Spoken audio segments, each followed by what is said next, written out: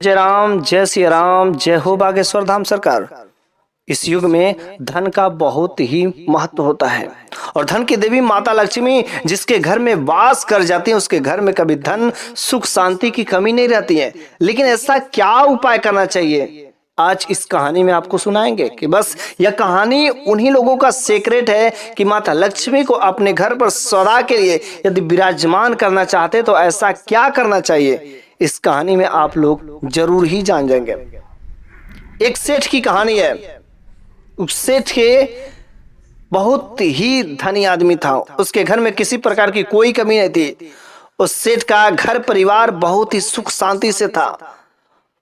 लेकिन एक बार सेठ वह सोया हुआ था और उसके सपने में माता लक्ष्मी आती है और माता लक्ष्मी उस सेठ से कहती है, देखो सेठ, मैं तुम्हारे यहाँ 25 सालों से रह रही हूं और अब मैं तुम्हारे घर से चली जाऊंगी।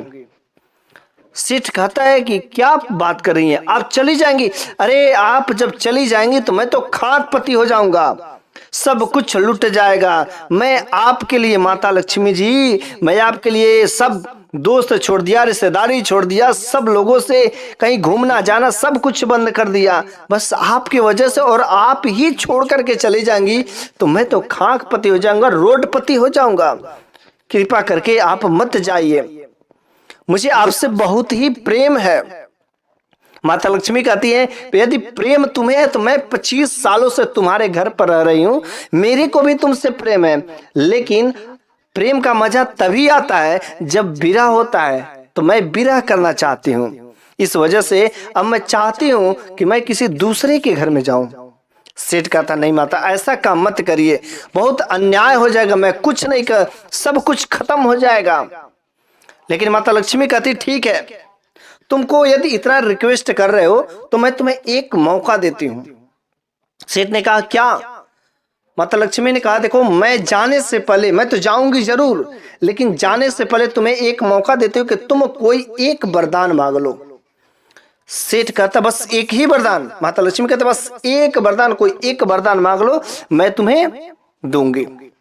सेठ कहता है कि अभी तो मैं सोच समझ के, मेरे को कुछ मौका दीजिए, मैं अपने जितने भी परिवार में है सभी लोगों से राय मशवरा ले लूं, उसके बाद से मैं आपसे वरदान मांगूंगा, उसके बाद से आप चली जाइएगा। उस सेठ की 4 बहुएं थीं।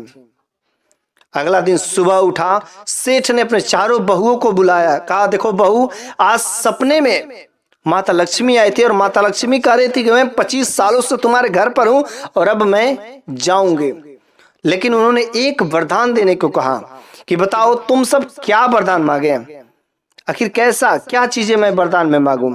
सबसे पहले सेठ ने अपनी बड़ी बहू से कहता है कि तुम मेरे घर की बड़ी बहू हो और घर की मालकिन के तौर पर हो, इस वजह से सबसे पहले मैं तुमको यह अधिकार देता हूं कि बताओ मैं माता लक्ष्मी से क्या चीजें मांगूं। बड़ी बहू कहती है कि यदि आपको मांगना ही है माता लक्ष्मी से तो जितने सारे सोने जवाहरात हीरे हैं सब चीज मांग लीजिए, पूरा घर सोने हीरे चांदी से भर जाए। सेठ ने कहा, चलो ठीक है, लेकिन अब सेठ दूसरी बहू को ऑप्शन देता है कि बताओ बहू, तुम हमारे घर की दूसरी बहू हो, इस वजह से तुमसे भी पूछने का अधिकार है कि बताओ आखिर माता लक्ष्मी से क्या मांगा जाए। दूसरी बहू कहती है कि यदि आप बुरा न माने तो आजकल स्कूलों में, हॉस्पिटल में बहुत ज्यादा पैसे की कमाई हो रही है, तो पूरा स्कूल और हॉस्पिटल आपके नाम हो जाए। तो सेठ ने कहा, अच्छा ऐसी बात है, ठीक है। उसके बाद से तीसरा नंबर जो बहू रहती है, उस बहू से सेठ पूछता है कि बताओ तुम मेरे घर की तीसरी बहू हो, आखिर क्या मांगा जाए माता लक्ष्मी से। तो वह कहती है कि देखो, जितना ये जमीन जायदाद है, जमीन, पूरा जमीन जो आपके नाम हो जाए, क्योंकि आजकल हर जगह उसी का वैल्यू है, जमीन की कीमत बहुत अधिक बढ़ रही है, तो जितना जमीन जो है आपके नाम कर दें। अच्छा चल ठीक है। अब बात आ जाती छोटी बहू, चौथी नंबर की। सेठ कहता है कि देखो, तुम मेरे घर की सबसे छोटी बहू हो और अब मैं तुमसे भी पूछता हूं कि बताओ माता लक्ष्मी से क्या वरदान मांगे। क्योंकि वरदान मांगना एक ही है। चौथी बहू कहती है कि खास मेरी जो 3 दीदियां हैं उन लोगों ने तो बता ही दिया है, आप उन्हीं में से पूछ लीजिए, उन्हीं में से कोई एक ले लीजिए, मेरा क्या अधिकार है। वो तो सब कर रहे थे, ठीक ही तो कर रहे, मैं क्या बोलूं। लेकिन सेठ कहता नहीं, तुम अपना भी तो राय दे दो, मैं जानना चाहता हूं कि तुम्हारे अंदर क्या चीजें चल रही है। तो वह छोटी बहू कहती है, वैसे मेरा घर में तो कोई इज्जत नहीं, सबसे छोटी हूँ, लेकिन पता नहीं आप मेरी बात मानेंगे कि नहीं मानेंगे, मेरी बात अच्छी लगेगी कि नहीं लगेगी, शायद मेरी बात दीदियों को बुरा लग जाए। सेठ कहता है कि नहीं, तुम अपनी बात कम से कम रखो। तो छोटी बहू कहती है कि देखिए, मेरे को ना तो पैसा चाहिए, ना तो सोने चांदी हीरे जवाहरात चाहिए, ना तो धन चाहिए, ना तो हॉस्पिटल चाहिए, ना तो स्कूल चाहिए। तो सेठ कहता चाहिए तो चाहिए क्या। छोटी बहू कहती है कि माता लक्ष्मी से आप यही मांग लीजिएगा कि हम लोगों का जो घर परिवार है, चारों बेटों बहू और सास ससुर में प्रेम हमेशा बना रहे, हम लोगों के बीच में कभी झगड़ा ना हो जाए। आप चले जाए, गरीब हो जाएंगे हम लोग, लेकिन हम लोगों का प्रेम नहीं जाना चाहिए, हम लोगों के बीच में आपसी प्रेम हमेशा बना रहे। सेठ शाम का समय होता है और विश्राम करने के लिए अपने शयन कक्ष में जाता है, और जब शयन कक्ष में जाता है नींद आ जाती है, और नींद में माता लक्ष्मी आती है, कहती देख सेठ, अब मेरा जाने का समय आ गया है, मैंने तेरे को मौका दिया था कि तू कोई एक वरदान मांग ले, बोल तूने क्या अपने परिवार से पूछा, क्या वरदान चाहिए तेरे को। सेठ कहता है कि ठीक है माता, आपने मौका तो दिया था, आपने एक वरदान देने को कहा था कि मैं बोलता हूं। माता लक्ष्मी कहती सोच समझ के बोलना, क्योंकि एक ही वरदान लेना है।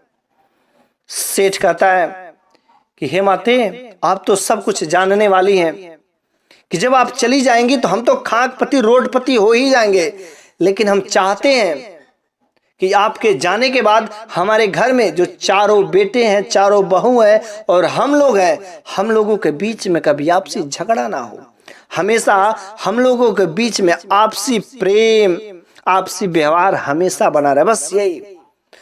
लक्ष्मी जी कहती सोच ले सेठ, लास्ट मौका है, एक बार और मैं तेरे को मौका दे, तू सोच ले, बदल ले। सेठ कहता नहीं, मेरे को यही चाहिए। माता लक्ष्मी कहती है सोच ले, अरे तो हम चले जाएंगे तो तू रोड पे आ जाएगा, कुछ ऐसा सोने चांदी बहुत कुछ चीजें मांगना है, इसमें क्या तू रोड पे आ जाएगा, सोच ले। सेठ कहता नहीं माते, मेरे को बस यही दीजिए। तो माता लक्ष्मी कहती हैं सेठ, अब मैं तुम्हारे घर से कभी नहीं जाऊंगी। सेठ कहता क्यों। तो माता लक्ष्मी कहती जिस घर में प्रेम रहता है, जिस घर में क्लेश नहीं होते हैं, जिस घर में औरतों का इज्जत होता, सम्मान होता है, उस घर से माता लक्ष्मी कभी नहीं जा पाती हैं। और अब मैं तुम्हारे घर से कभी नहीं जाऊंगी, क्योंकि तुमने इतनी अच्छी बात रखी, प्रेम रहना। और जहां पर प्रेम होता है, जहां पर आपसी प्रेम होता है, व्यवहार होता है, झगड़ा नहीं होता है, वहीं पर तो माता लक्ष्मी विराजमान होती है, वहीं पर माता लक्ष्मी तो निवास करती है। इस वजह से सेठ, अब मैं तुम्हारे घर से कभी नहीं जाऊंगी। सेठ को खुशी का फूला ना समा जाए, अगले दिन बहुओं से कहता है कि अब हम लोग को घर से माता लक्ष्मी कभी नहीं जाएंगे, क्योंकि हम लोगों के बीच में प्रेम बना रहेगा, और जहां पर प्रेम होता है वहीं पर माता लक्ष्मी का वास होता है। इस वजह से हम लोगों के घर से माता लक्ष्मी कभी नहीं जाएंगे। इस कहानी से हमें यही सीख मिलती है कि यदि हमारे परिवार में जितने भी सदस्य हैं, यदि उन सदस्यों के बीच में, पति पत्नी के बीच में, सास बहू के बीच में, बेटा बेटी के बीच में अगर झगड़ा नहीं होता है, पारिवारिक प्रेम बना रहता है, तो वहां पर माता लक्ष्मी घिची खिंची चली आती है, बुलाना नहीं पड़ता है, चली आती है। इस वजह से हमें कभी भी आपस में झगड़ा नहीं करना चाहिए, आपसी प्रेम रखना चाहिए, मीठा शब्द बोलना चाहिए, ताकि हमारा कोई शब्द किसी दूसरे को बुरा ना लग जाए। क्योंकि आपका एक बुरा शब्द शायद कुछ समय के लिए, कुछ दिनों के लिए या जीवन भर के लिए किसी को दुश्मन बना सकता है। इस वजह से आप पूरा कोशिश करिए कि हमारे जुबान से कोई गलत शब्द ना निकले, हमेशा मीठा वचन बोलने को कोशिश करिए, और हमेशा किसी भी से भी प्रेम व्यवहार बना करके रखिए। और जहां पर प्रेम होता है वहीं पर माता लक्ष्मी का वास होता है।